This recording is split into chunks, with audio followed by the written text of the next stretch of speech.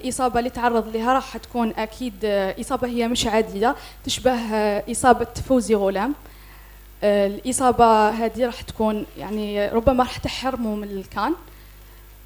حبيت نقول لك كوتش، اللاعب يستحق باش يعاود يرجع للفورمة العالية يستحق حوالي 6 أشهر، وهذا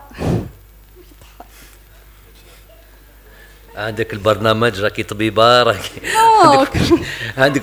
عندك سؤال علي انا ما عنديش.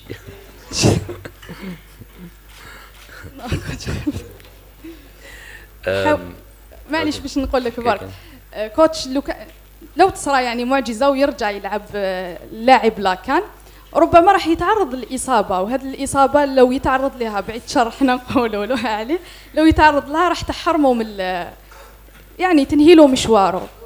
هل فكرت في هذا الشيء؟ Ok. Bon, je vais commencer par aider Ismaël Ben Nasser. Ismaël Ben Nasser a eu une إصابة مهمة، إصابة ماشي سهلة et rare en plus à son âge.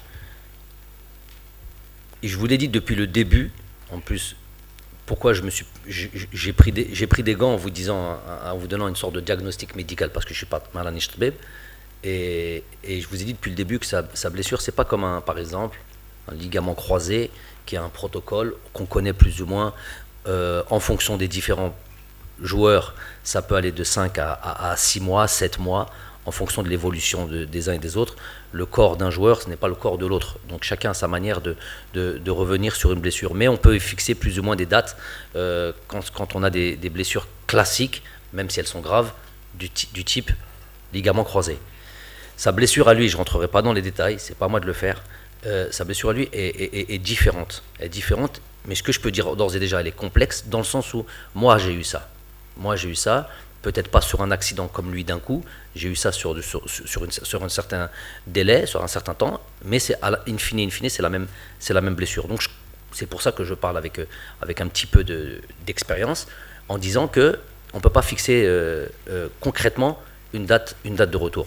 Donc nous, ce qu'on fait là, on travaille, on bosse, on est attentif, bien sûr, ne serait-ce que par solidarité pour notre joueur qui est Ismaël, on est attentif à son évolution, même si c'est pas pour revenir pour la CAN, même si c'est le but c'est, de toute manière en tant qu'éducateur ou qu'entraîneur, la priorité des priorités c'est la santé de nos joueurs. Donc on n'est pas là pour aller prendre des risques, on n'est pas là pour aller précipiter son retour.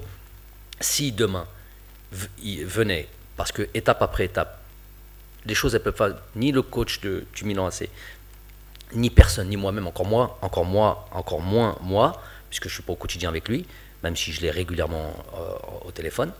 Personne ne peut donner, si le coach a dit qu'il reprenait qu'en janvier, voilà, Ken, ça peut être, vous pourrez peut-être le voir, peut-être, je suis pas en train de dire c'est sûr, peut-être qu'au mois de décembre il sera en train de jouer, donc on ne sait pas. Donc à chaque jour suffit sa peine, je le répète souvent, il est en train de se préparer, il est en train de bien se préparer, il est en train de bien travailler, donc il reviendra quand il reviendra. Si c'est pour la CAN, tant mieux, c'est qu'il aura validé tout ce qu'il faut pour pouvoir prétendre à jouer une compétition aussi difficile, aussi éprouvante que la CAN. S'il ne peut pas, il reviendra quand il reviendra. Je pense que c'est un sujet sur lequel on est clair là-dessus.